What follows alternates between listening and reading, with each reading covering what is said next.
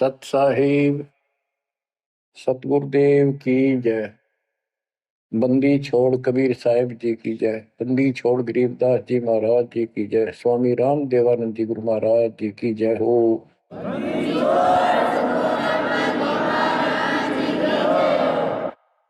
सर्व संतों की जय, सर्व भक्तों की जय, धर्मी पुरुषों की जय।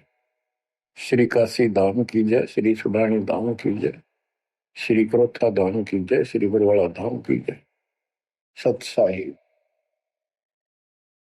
गिरिव नमो नमो सत पुरुष को नमस्कार गो की नहीं।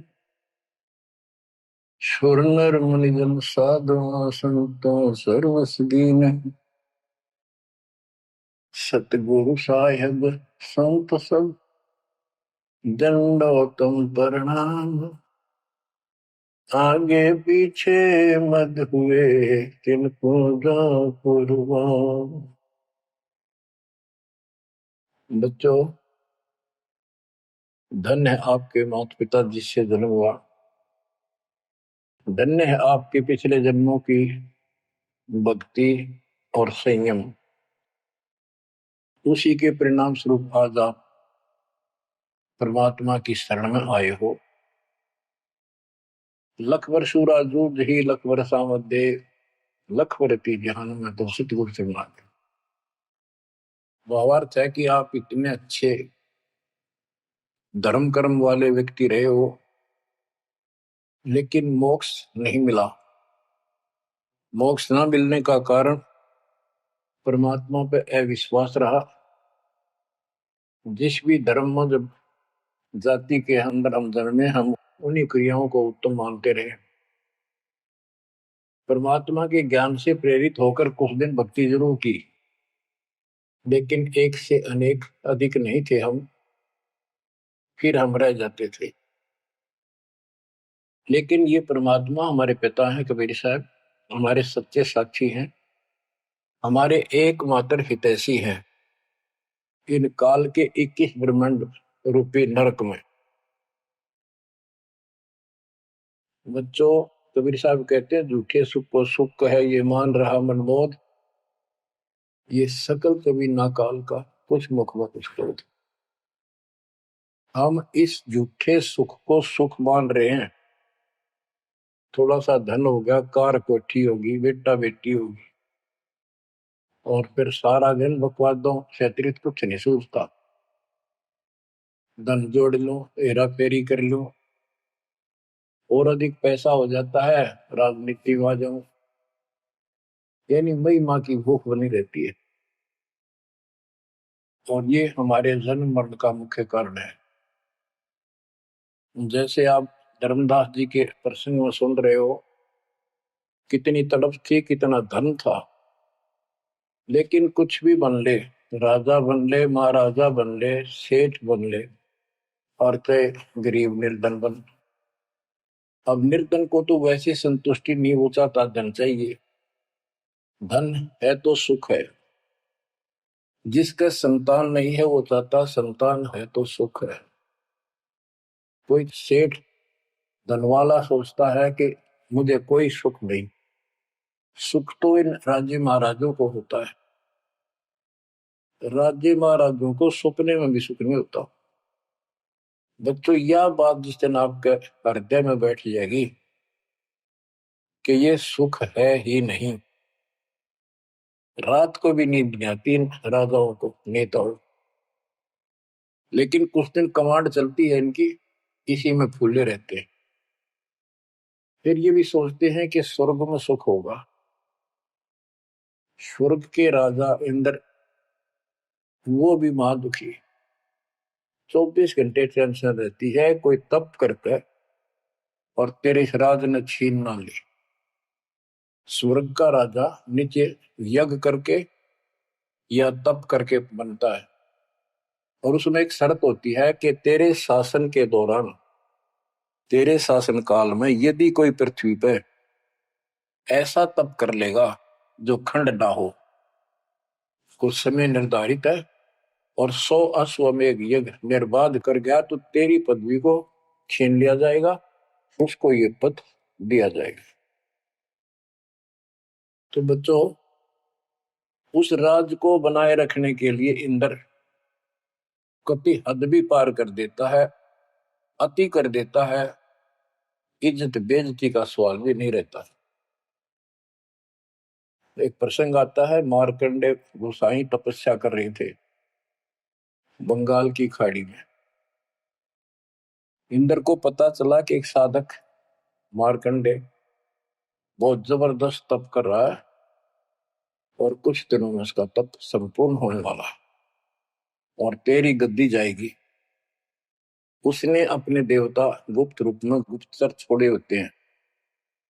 इंद्र ने अपनी पत्नी भेजी उसका धर्म खंड करने के लिए।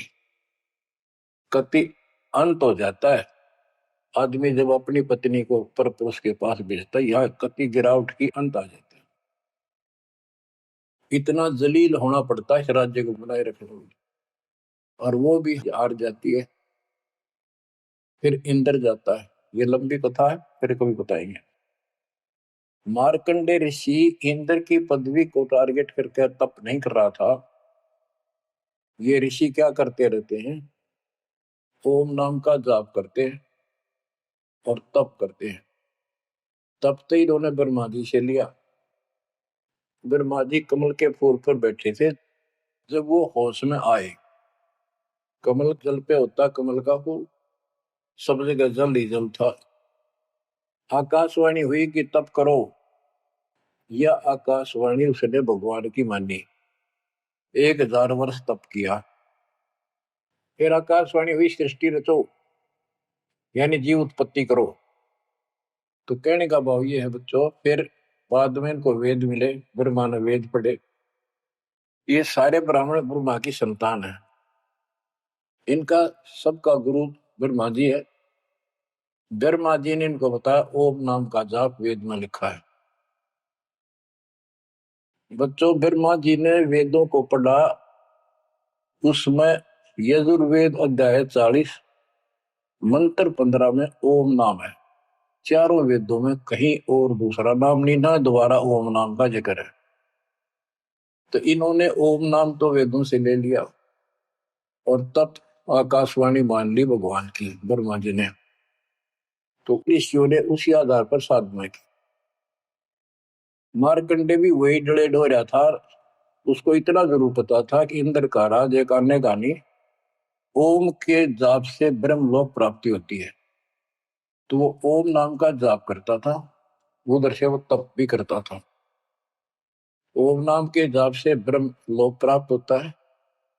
गीता अध्याय 8 श्लोक 13 में गीता बोलने वाला प्रभु कहता है, ओम इति एक अक्षरम ब्रह्म विवहारं माम अनुस्मरण ये पर्याति पदम देहम स याति परमाम गतिम।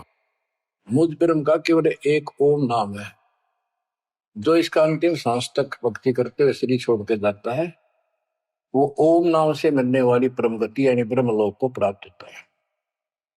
ब्रह्मलोक प्राप्त होता है, ये कहां प्रमाण है? श्री देवी महापुराण। श्री देवी जी दुर्गा जी राजा हिमालय को बताती है। राजा हिमालय कहता है जी मुझे मोक्ष मार्ग बताओ। वो देवी का परम भगत था। देवी ने राजा हिमालय को बताया कि ओम नाम का जाप कर इससे ब्रह्म की प्राप्ति होगी। दिव्य आकाश रूपी ब्रह्म लोक में रहता है। इति सिद्धम, ओम नाम के जाप से ब्रह्म लोक प्राप्ति है। गीता अध्याय 8 श्लोक 16 में लिखा है कि ब्रह्म लोक में गए साधक भी पुनरावृत्ति के अंदर है, दोबारा जन्म मृत्यु में आते हैं। अब जो साधना कर रहा है उसको कति उत्तम मान के कर रहा है, ना तो करे को नहीं, इच्छा ही नहीं बना उसकी।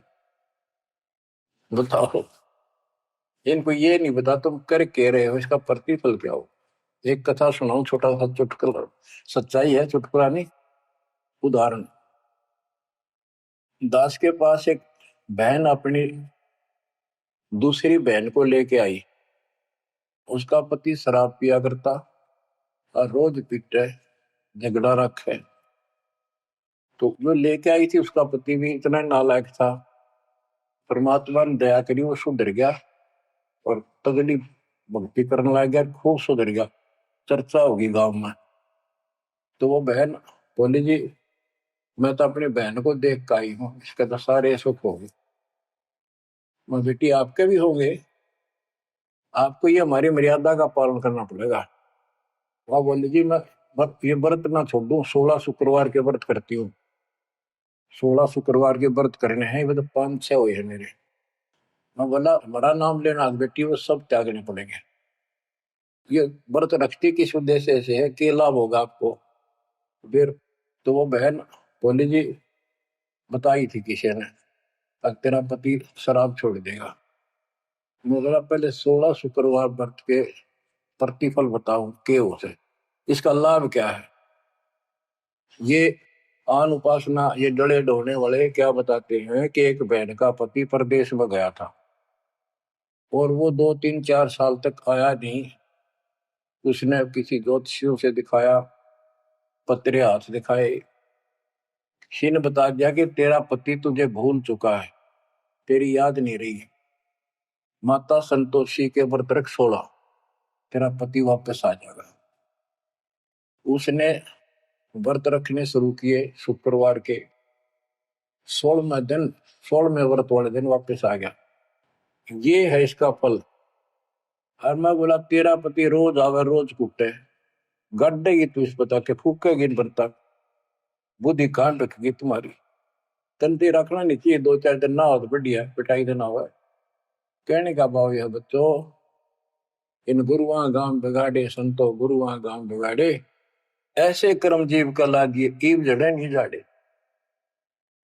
तो मार्कंडे ऋषि इंद्र से कहता है, इंद्र तू इंद्र की पदवी छोड़ दे, अगले जन्म में गधा बनेगा।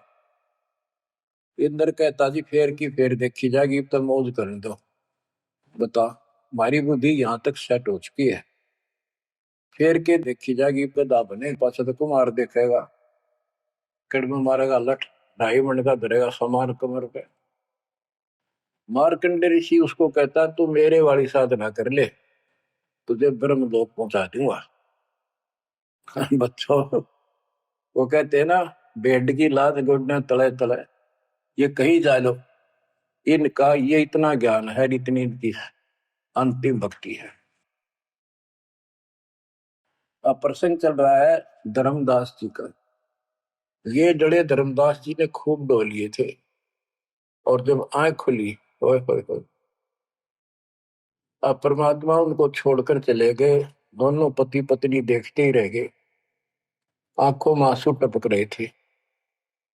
ओझल हो गए भगवान जब गली से अंदर आए, राग खूब रोए अंदर बैठ के। ताकि पता नहीं आऊंगे कि ना आऊंगे ना, ये गांव नाम बताते, ये भी कमाल हो गया। परमात्मा कराते आए तो धर्मदास जी ने बोले खुशी मनाई, चरण पकड़ के बहुत कुछ प्रश्न उत्तर किए। आखिर में कहने लगे धर्मदास जी, हे प्रभु अवगत कला तुम्हारी, हम है कीट जीव वे बिचारी, सत्यलोक तुम वर्ण सुनावा, शोभा पुरुष अनशन सत भावा। हे परमात्मा आपने सत्यलोक बताया, आपने परमात्मा की शोभा बताई, रहने वाले हंसों का भी बड़ा गजब का सुख बताया। कैसे न देश राज व आही, चित इच्छा प्रभु देख ताई। कि वो कैसा देश है, कैसा लोक है, मेरा मन करता है उसने देखो। परमात्मा बोले धर्मदास ये निर्घनी काया, निर्घनी ये बेकार, इसमें डंगा भरा पड़ा, काम क्रोध लोभ विष्टा थूक ब्लड टट्टी पेशाब, इसमें कैसे दर्शन हो उस भगवान के। मैं जो बताता हूं तू ऐसे भक्ति शुरू कर दे, और जब शरीर छोड़ के जाएगा तो आपको परमात्मा के दर्शन हो जाएंगे। वहां सतलोक भी देखिए, वहां सारे अपने बहन भाइयों में खुशी करे ना। धर्मदास ये निर्गनिकाया, ये तन पुरुष दरस के में पाया, इस तन में भगवान कैसे दिखेगा। तन ठीक का जब पूरा हो भाई, सतलोक तो देखो जाए। जब ये तेरा शरीर का समय पूरा हो जाएगा जीवन, फिर इसको छोड़ के सतलोक देख ली जाके।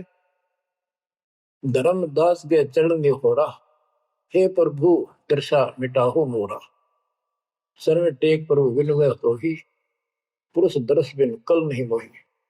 दोनों चरण पकड़ के धर्मदास ने बोला, ये भगवान एक में दिखा दो, मेरी यह भगवान के दर्शन की प्यास मिटा दो, उसके दर्शन बिना मुझे एक पल भी चैन नहीं होगी। परमात्मा बोले, भाई मैं ही हूं प्रभु, सारी सृष्टि का मालिक मैं हूं, मैं आपका गुरु हूं। दीक्षा दी धर्मदास जी को मेरे, मैं आपका गुरु हूं, मैं आपका भगवान हूं, मैं सत्पुरुष हूं और मेरा ही नाम कबीर है। लेकिन उसके आवाज समझ में नहीं आई और बार बार यही कहने लगा, भगवान के दर्शन करा दे, भगवान के दर्शन करा दो जो मेरी आत्मा मानेगी। बच्चों विचार करो, पहले हम किसी की भी भक्ति शुरू कर दी, राम की, कृष्ण की, शंकर भगवान की, विष्णु भगवान की, किसी की भी, और सब स्वर्ग बताया करते। कदे इस मन भाई का अगला स्वर्ग दिखाओ, हमने जब मानूंगा। पर जब ठीक ठिकाना आता है, ये मन अड़ियल घोड़े की तरह अड़का खड़ा हो जाता है। तीसरे केवल बकवाद करवानी, अच्छे राह पर लगते समय सौ वादा पैदा करता है। ये मन अड़ रहा था। गुप्त भय प्रभु अविगत ताता, धर्मदास मुख आवन बाता। जब इतनी जिद करी, परमात्मा अंतर ध्यान हो गया और धर्मदास वो खोले रह गया, ना हाँ करे ना बोले, या के बड़ी क्या कहने लगा, मैं मति हीन कोमती मोहि लागा, मोहि समकोल है जग में बागा, मैं मूर्ख प्रतीत न कीना, अस साहिब के मैं नहीं चीने। अब कौन विधि दर्शन पाऊं, दर्शन बिना मैं प्राण गवाऊं। चरणोदक बिन करुण अग्रासा, तदो शरीर कह धर्मदासा। अब क्या कहता है, मैं बड़ा निकम्मा, मैं दुष्ट आत्मा, मतिहीन, कितना मुंह ला लिया भगवान ने मेरे को, और देख मैं कितनी जिद कर गया, मेरे जैसा निर्भाग धरती पर नहीं। मैं मूर्ख, मैंने भगवान पर विश्वास नहीं किया, फिर वो बुरी तरह। इस मन की यह गंदी आदत है। अब कौन विधि दर्शन पाऊं, दर्शन बिना मैं प्राण गवाऊं। चरणों तक बिन करो न ग्रासा, जब लगूं के चरण धोकर नहीं पी लूंगा मैं, अन्न नहीं खाऊं। तजो शरीर कह धर्मदास, नहीं तो मरूंगा। दिवस सात लग अन्न न खावा, भजन अखंड नाम लोला। जो नाम दिया था उसमें डट के भक्ति करता रहा, ना कुछ खाया ना पिया। सातवें दिन पर वो प्रगट दिखाए, धर्मदास पद गए उकलाए। सातवें दिन परमात्मा आए, धर्मदास ने पैर तरफते हुए पड़े पड़े ने पैर पकड़ लिए। दृढ़ श्वासा निपट अधीरा, पड़े चरणन में अक्षीण शरीरा। शरीर बहुत कमजोर हो गया था, धरती में पड़े पड़े न सरक के मालिक के चरण पकड़ लिए। कर गए साहिब तही उठावा, शीश हाथ दे अंक मिला। परमात्मा ने उसके अपने हाथ का सहारा देकर उसको खड़ा किया और फिर अपने सीने से लगाया। धर्मदास चरणोदक लीना, चरण पखार आचमन कीना। धर्मदास ने फिर उठ के जल लाया, परमात्मा के चरण धोकर पिए। परमात्मा बोले, हे धर्मदास, प्रसाद कुछ पाओ, कुछ खा लो। कर प्रसाद तो मुंह पे आओ, मेरे पास आओ फिर तो, और फिर मैं तुझे सारा ज्ञान बताऊंगा। तो धर्मदास ने जल्दी जल्दी कुछ खाया। उसका ये टेंशन थी कि चले ना जा। थोड़ा बहुत खाया, पानी पी कर पटदे से आगे बैठ गया। धर्मदास का शरनाई, सुन प्रभु अगर अपार, 7 दिवस कहाँ रहे, कौन देश पगडार। तो परमात्मा से पूछने लगा, है भगवान आप कहाँ रहे, कैसे कैसे रहे, कहाँ गए। फिर उसी बात पर आकर गया, हे प्रभु चिंता गण करो मोरा, पुरुष दर्श देव करुण्य हो रहा। मैं हाथ जोड़ू, आपके निहोरे निकालूं, मुझे भगवान के दर्शन दिखा दे। परमात्मा कहते, धर्मदास ये हट का कर हो, मानो शब्द शीश पर धर हो। मैं तो कहूँ वो मान ले तू, हमरे गहे पुरुष पे जय है, बिना गहे वो हजार न पे। अब मेरे नाम को तो ठीक से जब, मैं मिल गया गुरु के बिना उस भगवान की प्राप्ति नहीं हो सकती। हमसो पुरुष ऐसा आही, जल तरंग जल अंतर नाही। कि भगवान मेरे में इतना अंतर समझ ले, इतना भी अंतर नहीं है। जैसे समुद्र से लहरें उठती है, लहर और जल अलग नहीं होता। बच्चों, धर्मदास जी को खूब समझाने की चेष्टा की कि हमरी सूरत गहो चितलाई, तभी पुरुष पथ दर्शन पाई। मेरे को भगवान रूप समझो, तब मालिक की प्राप्ति होगी। से हृदय प्रतीत असाने, गुरु और पुरुष भिन्न नहीं जाने। गुरु और परमात्मा को अलग नहीं समझा, तो शिष्य में ऐसी श्रद्धा होनी चाहिए। जब लो चित असरीति ने आवे, जब लग ऐसा भाव नहीं होगा, तब लग जीव लोक नहीं सतावे। धर्मदास चित बहु सकाने, चल टेक वो विनती ठाने। सारा कुछ कह लिया भगवान ने, पर उसने अपनी बात को ऊपर रखा। परमात्मा भी चाहते थे कि मैं एक अपना आई विटनेस तैयार करूं। हे प्रभु, सत कहो तो पाही, तुम ते कुछ तुझता ही नहीं। मोरे तुम पुरुष हो स्वामी, यम ते छुड़ाओ अंतर्यामी। हो प्रभु, वर्णव लोक की शोभा, ताते आदि मोर मन लोभा। आपने इतना सुंदर लोक बताया, वहां के इतने सुख बताए, तो इसलिए मैं देखना चाहता हूं। तब लीला बहुत हम देखा, आपके चमत्कार मैंने बहुत देख ली। पुरुष दर्श बिन रह ये रेखा, भगवान के दर्शन नहीं कर लूंगा, इतना मेरे मन का दोष निकले नहीं। जो किंकर पर हो दयाला, तो छिन्न में होएगा पुरसाला। कि मेरे दिल का कांटा जब निकलेगा, जब आप यह दया कर दोगे। तब परमात्मा ने कहा, धर्मदास ठीक है, चलो। बच्चों, उस समय परमात्मा कबीर जी और धर्मदास अकेले, उसके एक बगीची सी थी, उसमें थे, दोनों ही जने थे। धर्मदास जी की आत्मा को लेके परमात्मा ऊपर चले गए। पीछे से लोगों ने देखा, घर वालों ने जाके देखा, धर्मदास आया नहीं, क्या हो गया। वो बेहोश पड़ा, जैसे कोमा में होता है, मरा नहीं। 3 दिन तक ऐसा रहा। मालिक को ऊपर लेके गया। धर्मनी जो ऐसो चितके ना, तन तद चल लोक प्रवीणा। छोड़ इस शरीर को, चल मेरे साथ। राखो तन गौर ले हंसा, ता पहुंचे जा काल ही संसा। क्षण एक में पहुंचे जाई, अवगत लीला लखे को पाए। शोभा लोक देख सुख माना, उदित असंख्य शशि और भाना। इतना प्रकाश उस लोक का, जैसे असंख्य सूर्य और चांद उदय हो गए हो। परमात्मा कबीर जी जिंदा बाबा के रूप में थे। जब सतलोक में पहुंचे, और जब उस परमात्मा के महल के सामने सतलोक में संतरी खड़ा था, परमात्मा बोले, भाइयों, मृतलोक से एक हंस आए हैं, धर्मदास इनका नाम है, और इनको वह परमात्मा के दर्शन कराओ सतपुरुष के। द्वारपाल ने एक और भगत को बुलाया और कहा, इनको सतपुरुष के दर्शन करा के लाओ, महल में ले जाओ, दरबार में।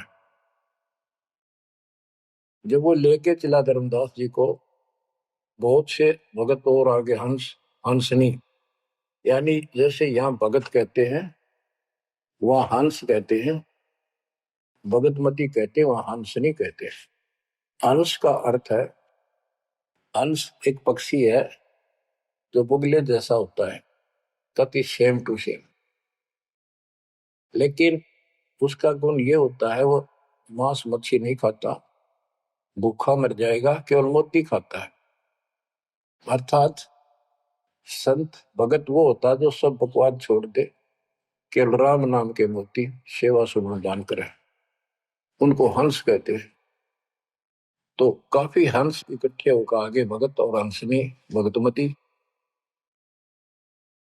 बच्चों, जैसे दास बताता रहता है जो बच्चे स्कूल में सुख लेना चाहते हैं और वहां बकवादों में लगे रहते हैं वो सदा दुखी होते हैं। अपनी पढ़ाई पूरी करके बढ़िया नौकरी मिल जाए फिर नाचो गाओ, वहां सुख लो सारा। नाचने गाने का मतलब यहाँ पृथ्वी लोक पर रहना नहीं। भाव ये है कि जब आप सतलोक चले जाओ तो वहां मौज करियो सारी है। यहाँ काहे का नाचना और कित का गाना, एक पलक में पता नहीं क्या हो जाए। तो जैसे सतलोक में दूसरे धर्म वाले कई कहते हैं, तो सतलोक की महिमा बताते हैं कि सतलोक में प्रकाश ही प्रकाश है, वहां और कुछ है ही नहीं। वो आत्मा उसमें ऐसे मिल जाती है जैसे बूंद समुद्र में। ये पूरा राधा स्वामी पंथ, सच्चा सौदा वाले, सरसाले, देव गुरुदेव वाले और भी सब इस यह रटला रहे, वहां कुछ नहीं है। और आंखों देखा धर्मदास क्या बताता है, वाणी पढ़ता हूँ, ये वैसे लिखी हुई है पुराने समय की, शुद्ध नहीं है इतनी, लेकिन अर्थ गजब का है इसका। कहते हैं, जित देखा जगमग झलका ही, देखत हर्षित भय ही है भाई। धर्मदास ने जहां देखा इतनी सुंदरता प्रकाश में गजब का नूर चमक, देख देख खुश हो रहा है। द्वारपाल हंस जो रहिया, ता में एक हंस से कहिया, ए हंस तुम जाओ लिवाई, पुरुष दर्श दे आनो भाई। इसको धर्मदास को ले जाओ, परमात्मा के दर्शन करा के वापस यहीं ले आना। चले लिवाए पुरुष पे जहां, अचानक हंस वो आए तब ही, वहां बहुत से अचानक और हंस आगे वक्त। करत कोलाहल मंगल चारा, शोभा अद्भुत अंग अपारा। ओहो, उनके जो वहां पर भगत आए और भगतनी आई, इतने गजब के सुंदर शरीर देखते ही बने। उनके गले में रत्नों की माला और जगमग दे, बहुत गजब का, बहुत सुंदर कपड़े पहन रखे, अमर चीर शोभा धर्माए। अनसन भाल शोभा के वर्णों, धर्मदास कहता है कि उन हंसों के माथे की शोभा क्या बताऊं, बहुत गजब की। रवि करतारों षोडश चंद्र भाल छिवि लहू, यानी 16 चंद्रमा का प्रकाश हो उनके माथे की, इतनी चमक थी, इतना नूर था। हंस कांति प्रतिरोम प्रकाशा, हीरा मणि उदित रोमासा। उनके शरीर की इतनी गजब की शोभा थी, प्रत्येक की रोम रोम की जैसे हीरा मोती चमक रहे हो। उनके शरीर का प्रकाश षोडश रवि, अनशन छवि मोहा, देह प्राण शुभ अमृत शोभा। उनके शरीर की शोभा 16 सूर्यों के प्रकाश जितनी थी। अब वहां भगवान के दरबार में पहुंच जाते हैं वो लेकर के, सिंहासन से भी देखत मनमोहा। ओहो, सुरती हंस अग्रानी अगाने, सत्य पुरुष सकल देखत अरसाने। वहां लेकर गए नाचते गाते हुए, जब उसने भगवान को देखा, धर्मदास जी ने तरह गजब का प्रकाश, एक रोम शरीर के बाल की चमक, करोड़ सूर्य करोड़ चांद मिला दे। एक रोम रवि शशि कोटि सा, एक रोम की शोभा करोड़ सूर्य और चंद्रमा जैसी। पुरुष प्रकाश सतलोक अंजोरा, ताने पहुंचे निरंजन चोरा। कि उस सतलोक का इतना सुंदर प्रकाश है, वह ऐसी व्यवस्था है कि वहां ये काल निरंजन ये चोर नहीं जा सकता, यानी इसका वहां भय नहीं है। अब सुनो, 4-5 पंक्तियों में कमाल कर दिया। पुरुष कबीर देखा एक भाई, धर्मदास पुन रहे लज्जाई। वहां पर परमात्मा तो सतलोक का मालिक, असंग ब्रह्मांड के तकत पर सिंहासन पर विराजमान था, वो वही सूरत थी उनके साथ धरती से नीचे से आया था। ओहो, देखो ये तो लिखा कबीर सागर में, ये वो सुना रहा हूं। और वास्तविकता आपको बताई कि परमात्मा स्वयं उसको साथ लेकर गए और वो चौर करने लगे उसके ऊपर। हमने इसका रस निकालना, सारा रस निकालना है। कबीर सागर का बहुत अड़ंगा कर रखा है इन्होंने, फिर भी हमने निष्कर्ष देखना है जब धर्मदास जी ने देखा कि ये कबीर इनका सेवक है और ये है भगवान, उसमें रूप दो थे। जब परमात्मा खड़े हुए और जिंदा बाबा वाला रूप उस तख्त पर विराजमान हुआ, बच्चों जिसको धर्मदास भगवान मान रहा था वो खड़े हुए सतपुरुष और परमात्मा जिंदा बाबा वाले वेश सिंहासन पर विराजमान थे, और वो चवर लेकर खुद परमात्मा उस कबीर जिंदा बाबा पर करने लगे। धर्मदास का आश्चर्य का ठिकाना नहीं कि अभी भगवान यो है कि ये है। इतने में वो जिंदा बाबा में समा गए जिसको वो सतपुरुष दिखाई दे रहे थे, और वो शोभा जो कि तू जिंदा बाबा वाले शरीर की होगी। अब कहते पुरुष कबीर देखा एक भाई, धर्मदास बहुत ही लज्जाई, वहां मुझे प्रतीत नहीं आई, हे परमात्मा कैसी कुमुख हिम्मत छाई। धर्मदास कहता हुआ मुझे विश्वास नहीं हुआ, ये महाराज कह रहे थे भगवान मैं परमात्मा हूँ, मैं सारी सृष्टि का रचने वाला हूँ, मेरा नाम कबीर है, असंग ब्रह्मांड का स्वामी हूँ। अब धर्मदास जी कहते हैं भगवान कबीर पुरुष एक यहाँ छिपाए, सत्य पुरुष जगदास का है, धाये चरण गो अति सकुचाई, हे प्रभु हम परिचय तब पाई। हे परमात्मा अब आपको मैंने पहचान लिया, ये शोभा कस वहां छिपाओ और कस नहीं जग में प्रगट दिखावा। आपने ये शोभा वहां क्यों छुपा रखी है, वहां क्यों नहीं दिखाते इष्ट लीला को, ये अपनी असलियत को, आपके वास्तविक शरीर की शोभा को। परमात्मा बोले धर्मनी जो वही छवि जग जाऊं तो ही विकल निरंजन राव, यदि मैं इस शोभा युक्त नीचे जाऊं तो काल निरंजन पागल हो जाए।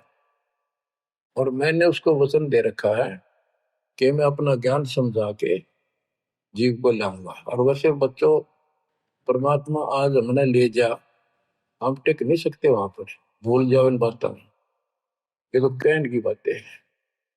उदाहरण देता हूँ, कबीर साहब कहते हैं हम मोहम्मद को वहां ले गए, इच्छा रूपी सतलोक नहीं रहे हो, उल्ट मोहम्मद महल उठाया, दूध धीरे धीरे कलमा था। यानी हम हजरत मोहम्मद जी को ऊपर लेके गए थे कि ये समझ गया तो इन सब ने जो इसने लाखों तैयार कर रखे सबको बता देगा। लेकिन नीचे प्रभुता घनी होगी थी, संगत उबत खूब होगी थी इसकी, और उसके ऊपर प्रभुता पाके भूल गया भगवान को, नहीं इच्छा हुई तो वापस छोड़ दी।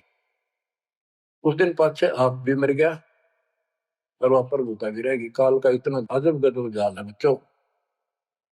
तो धर्मदास जी से बोले कि आप नीचे जाओ, धर्मदास जी बोले भगवान ये वहां ना बेचो, यही रख लो मेरे दाता, इस नरक में मत दे। अब मैं नहीं जाऊं दाता वहां पर। परमात्मा बोले भी ऐसे नहीं बात सुनेगी, वहां तुम जा चिंता ना कर, मैं तेरे साथ रहूंगा और सत भक्ति दूंगा, उससे आपकी भक्ति गजब की बन जाएगी और भक्ति युक्त होकर यहाँ आएगा, वैसे यहाँ ठिकाना नहीं मिलेगा तेरे।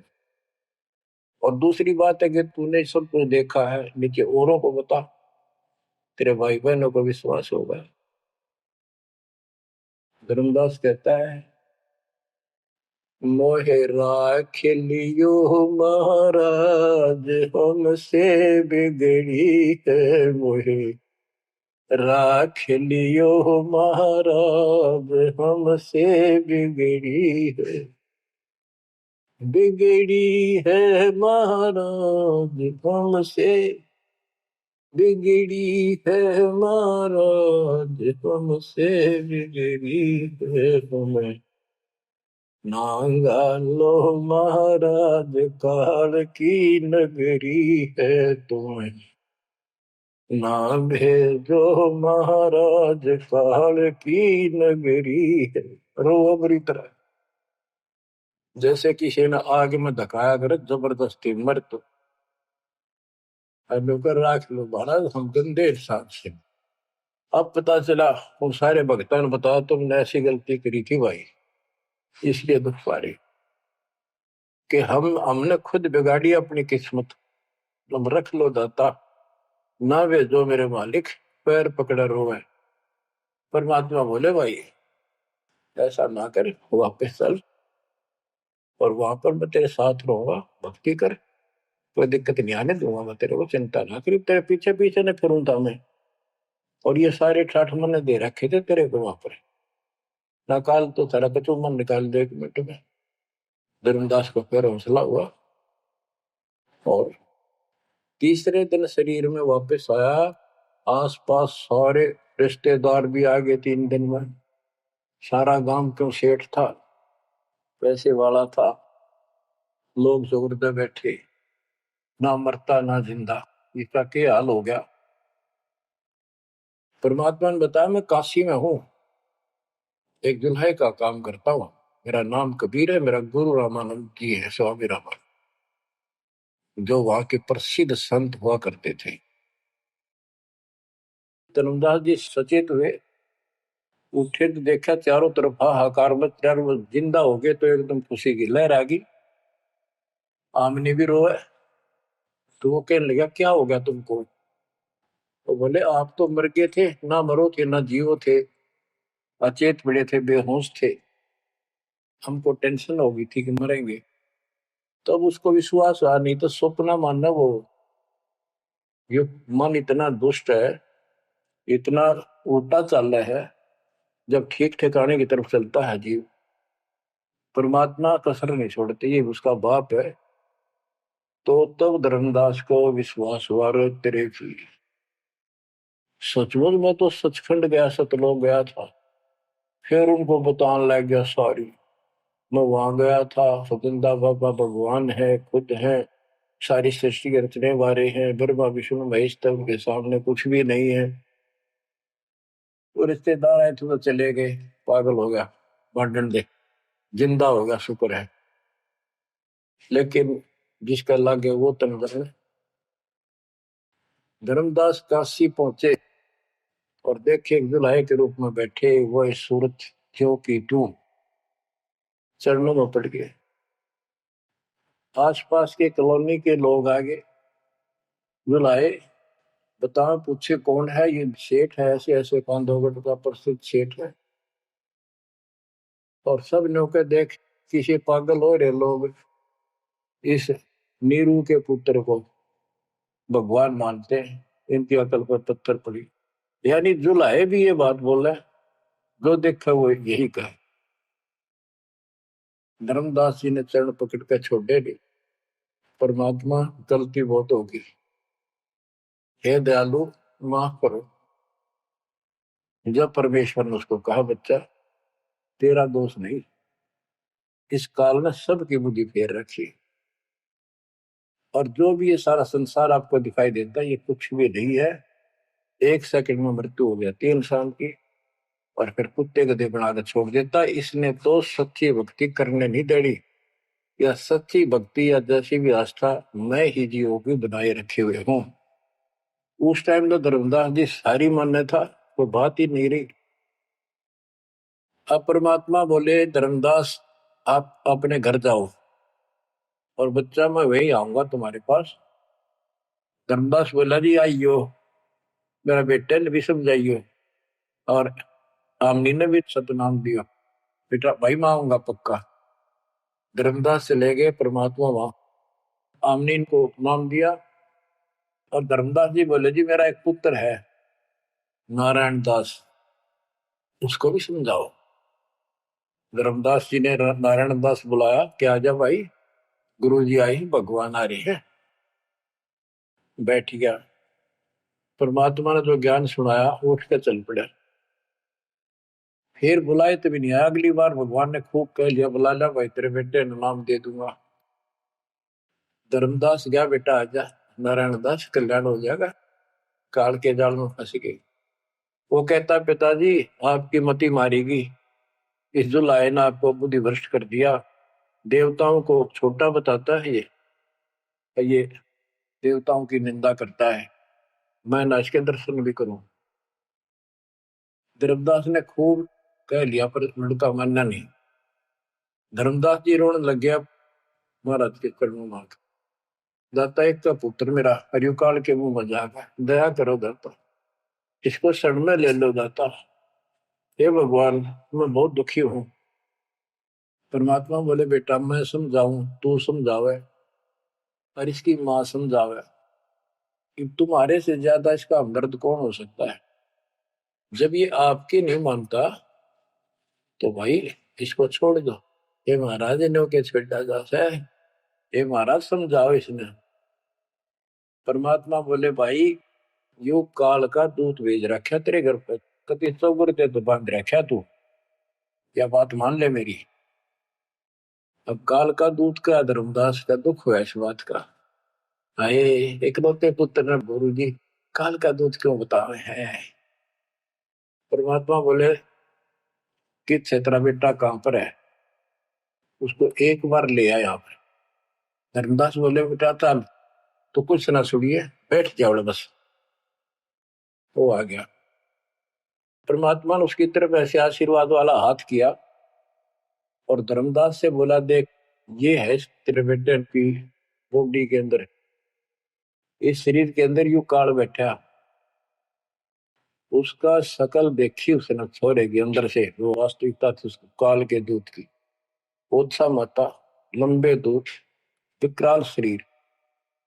परमात्मा बोले यू बैठा इसके अंदर, यू काल का दूत है, ये कभी भी नाम नहीं लेगा ना तेरे साथ चलेगा। जब धर्मदास बोला नारायण दास है, जा बेटा जा, जा कर ले काम कर ले काम। चरणों में पड़ गया, भगवान मेरा तो बीज नष्ट हो गया, हे भगवान मेरा तो वंश ऊपर चलेगा, बताइए काल पैदा हो गया मेरा तो। परमात्मा बोले वंश ने के चाटेगा, तू पीछा छुटवा ले यहाँ से बेटा, क्या करेगा इस वंश का। ये तो काल खाई खुराक का पहन पोशाक का यम का बकरा पड़ता है, लेकिन हमारा तो रंग चढ़ रहा है। लोग के कहेंगे, फलाना के कहेगा, संतान ना हुई तो संपत्ति का कैसे होगा। कई बीमारी बांट रखी है, कई रोग ला रखे काल। परमात्मा बोले ठीक है, तेरे को मैं अपना बच्चा अपना हंस भेजूंगा, और आज से 1 साल के बाद तेरे घर में पुत्र उत्पन्न होगा, उसका नाम चूड़ामणि रखना। उस समय बताते हैं धर्मदास की उम्र 80 साल की हो चुकी थी और आमनी देव भी वरदौलिये थे। ये धर्मदास के आप विश्वास हो, ये मालिक हे परमात्मा इस उम्र में कैसे बच्चे होंगे हमारे, हम तो कति व्यर्थ हो चुके हैं। तब दाता ने कहा देख उधर देख, तेरे आंगन में एक छोटा सा बच्चा ऊपर से आया, आंगन में हाथ पैर मारे नो, एक पत्ते के ऊपर लेट गया आके, साथा है वो पत्ता उसको, ये तेरे घर में 1 साल के बाद आएगा। इतने बहुत ध्यान हो गया, कुछ विश्वास कुछ अविश्वास, परमात्मा की दया हुई। आमनी को गर्भ रहा, 9वें महीने 10वें दिन बच्चा हो गया, नाम चूड़ामणि रखा। और तू कुल की चिंता करता था, तेरा 42 पीढ़ी तक तेरा वंश चलेगा, चिंता ना कर। जब उसका दिल डटा, बच्चों गजब की बातें, तो मैं धीरे धीरे इसको पूरी सुन लो कथा को, आपके बहुत से अंधेरे हट जाएंगे। अब परमात्मा ने चूड़ामणि शाना हुआ, उसको दीक्षा दी, उसी को धर्मदास जी को भी गुरु पद दे दिया था। पर बोला तो किसी ने मंत्र ला दिया, सारा सार नाम तक दे दिया उसको, और कसम खवा दी कि ये नाम किसी को नहीं बताएगा। जब धर्मदास डिगमग देखे तो उसके लड़के को गुरु पद दे दिया चूड़ामणि, केवल 5 नाम, ये 7 में से 5 बीच बीच के दिए, और बेटा इसी को तू आगे देता रहना, तेरे गुरु पद दे दिया। परमात्मा की कोशिश थी ये मंत्र करते रहेंगे, इनको मनुष्य जीवन मिलते रहेंगे, भगवान की आस्था इनमें बनी रहेगी, कुछ लाभ होते रहेंगे, और इस बिचली पीढ़ी तक जाना था उनको। लेकिन धर्मदास को बता दिया था कि काल मेरे नाम से 12 पंथ चलाएगा, जो सारे गलत साधना करवाएगा, और तेरे वंशज तेरे परिवार वाले 6ठी पीढ़ी में जाके ये असली नाम भी छोड़ देंगे। एक टकसारी पंथ होगा, उसकी साधना शुरू कर देंगे, जो एक आने की नहीं होगी। जो ये सारे धर्मदास वाले दामा खेड़ा वाली गद्दी में वो टकसारी वाले की साधना चल रही है। वो 5 नाम भी गए। फिर धर्मदास रोने लग गया, हे मालिक इनका उद्धार कैसे होगा? तो माता बोले मैंने कुल दिया तेरा 42 वंश तेरे, उद्धार उसका होगा जो मैं भेजूंगा एक संत भगत अपना दास, उससे तेरे पीढ़ी वाले नाम लेंगे या सारा संसार लेगा, सबकी मुक्ति हो जाएगी। बच्चों, परमात्मा की असीम रजा है, आप ये सत्यनारायण कथा सुन रहे हो और सुनते रहो। मुश्किल से ये अमर कथा मिली है सुनने को। मालिक आपको मोक्ष दे, सदा सुखी रखे। सत साई।